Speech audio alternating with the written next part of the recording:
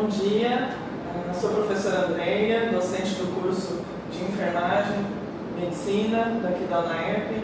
Falarei com vocês, agentes comunitários, a respeito do pé diabético. As úlceras nos pés e as amputações de extremidades são complicações graves. A prevenção primária visa, então, prevenir a questão da neuropatia e vasculopatia. A pessoa com pé diabético tem sintomas tais como formigamentos, perda da sensibilidade local, dores, queimação nos pés e nas pernas, sensação de agulhadas, dormência, além de fraqueza. Tais sintomas podem piorar principalmente à noite ao deitar. Normalmente a pessoa só se dá conta quando está no estágio avançado e quase sempre com uma ferida ou uma infecção, o que torna o tratamento mais difícil devido a problemas de circulação. Algumas recomendações para a prática diária são importantes para a prevenção e tratamento das úlceras do pé diabético. Uma delas, a primeira delas, seria a realização de um histórico e um exame físico cuidadoso a fim de determinar a saúde geral, controle do diabetes e complicações, destacando as condições nutricionais, neurológicas, vasculares, da pele, unhas e exame do músculo esquelético. Uma segunda recomendação seria educar o paciente, os familiares, os profissionais em relação ao risco para as lesões dos pés associados ao diabetes e aos cuidados apropriados. Os calos presentes devem ser removidos por especialistas, na maioria deles os podólogos. A prevenção de novos calos deve ser feita com redução da pressão nos pés e redistribuição do peso. Recomenda-se a limitação de caminhadas, o uso de muletas, andadores, sapatos e palmilhas especiais. Reconhecer que a perda da sensibilidade é o fator de risco mais importante para o desenvolvimento de úlceras na planta dos pés. Classificar as pessoas com diabetes em categorias de risco para o desenvolvimento de úlcera nos pés a fim de permitir a coordenação do tratamento ou segmento.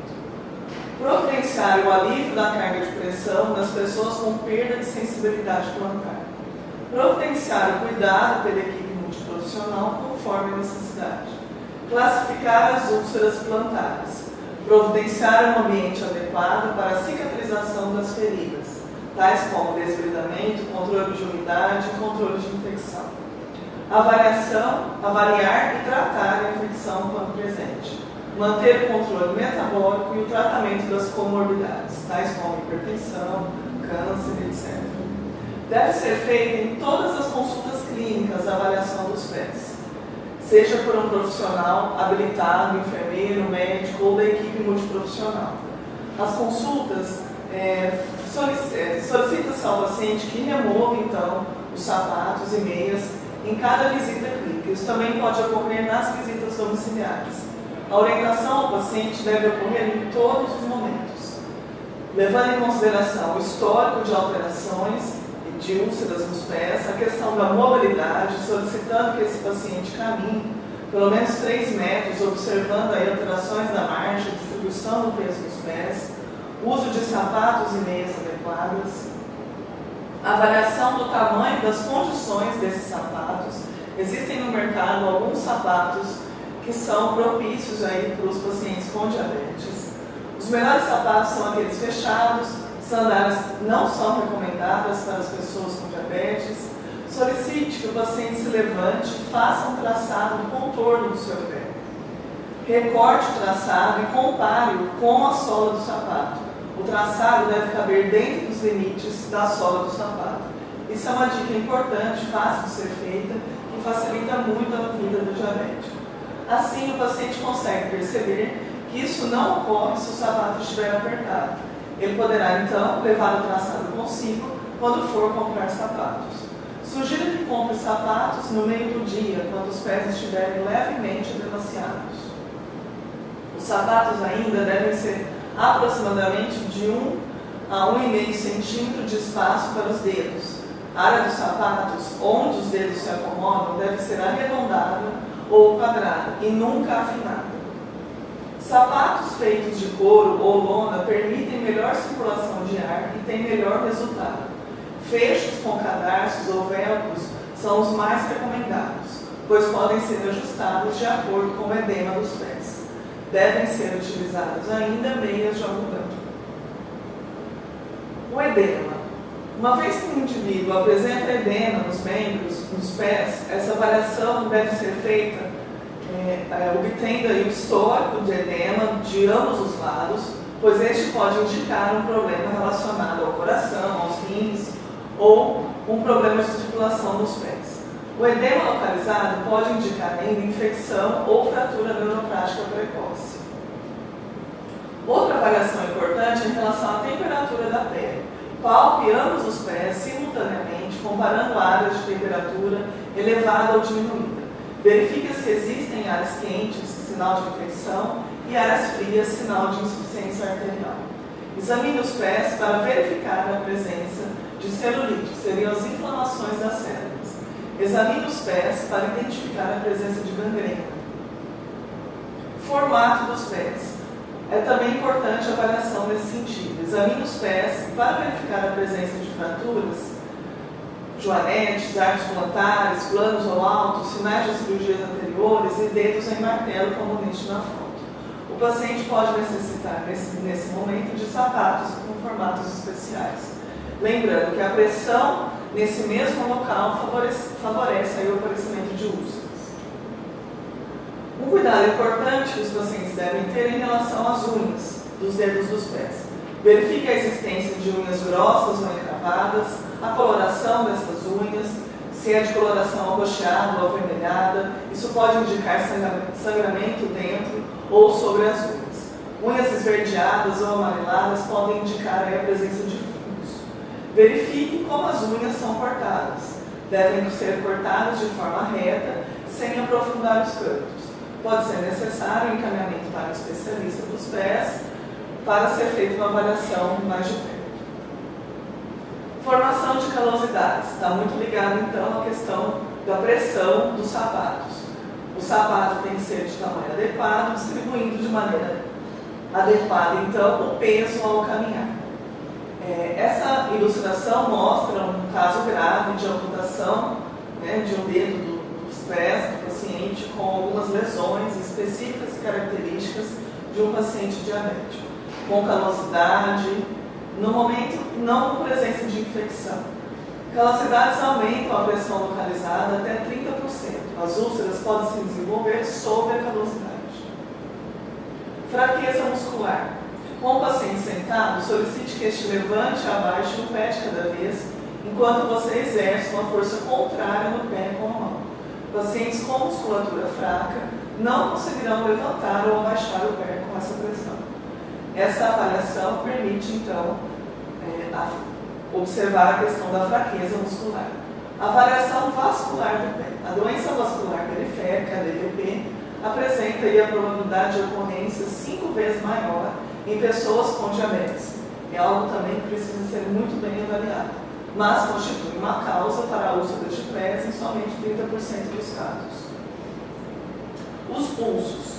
Os pulsos devem ser palpados nas artérias tibiais, posteriores e pediosas dorsais, mas sua presença não elimina a possibilidade da DVP. Caso haja ausência de pulsação, as pulsações das artérias poplíteas e femorais devem ser examinadas. Perda de pelos é algo também ligado à questão da circulação. Claudicação no andar é o primeiro sintoma da DVP. A claudicação, então, seria a dor ao andar com dificuldade de deambulação. Verifique a presença de dor noturna e o alívio durante o repouso com pendência das pernas. Colocar as pernas em posição elevadas. Na presença de pés frios, avaliar também essa questão da temperatura e da circulação. Rubor na posição pendente, empalidecimento à elevação. Isso quando o indivíduo está com os membros elevados.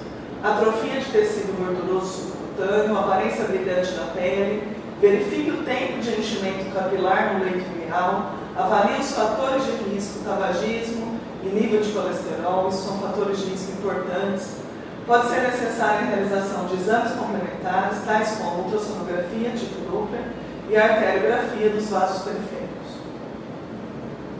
Sensação de pressão. Isso é feito através de uma medida com monofilamento, testada em 9 regiões da planta dos pés e também na região dorsal. Conforme este desenho, nós podemos ver os pontos onde devem ser, então, avaliados.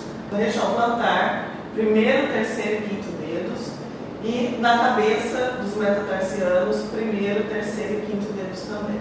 Regiões laterais do pé, região dorsal do pé e entre os dedos.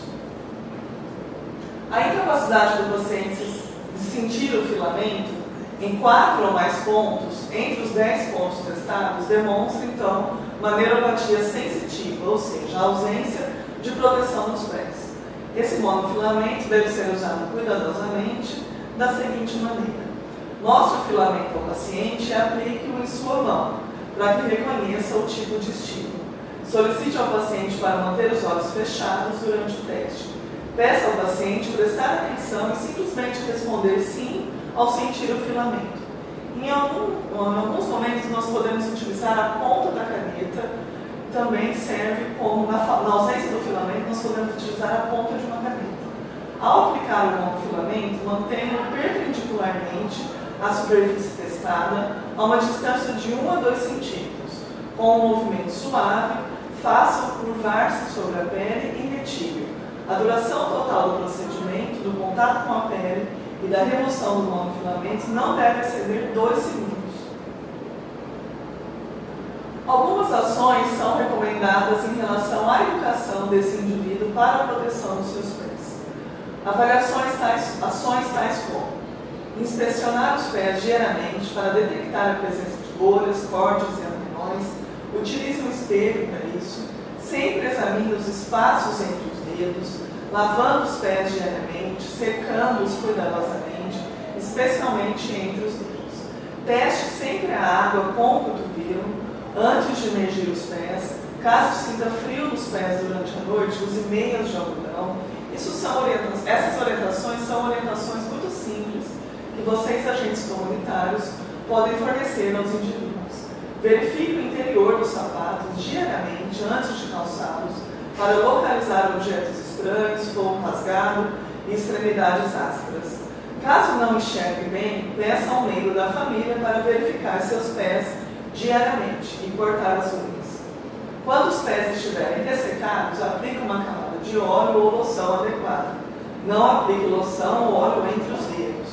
Use sapatos de tamanho adequado e meia sem elástico. Corte as unhas de forma reta, sem aprofundar os cantos. Evite cruzar as pernas e procure um médico se achar que há algo de errado com seus pés. Outras recomendações também são importantes em relação à educação do paciente para a proteção dos pés. A questão do tabagismo, a questão de não utilização de bolsas de água quente sobre os pés, isso pode provocar queimaduras devido à falta de sensibilidade. Não deixar os pés mergulhados em água fria, que são os dois extremos. Não caminhar sobre superfícies quentes, como areia de praia ou cimento. Evitar andar descalço.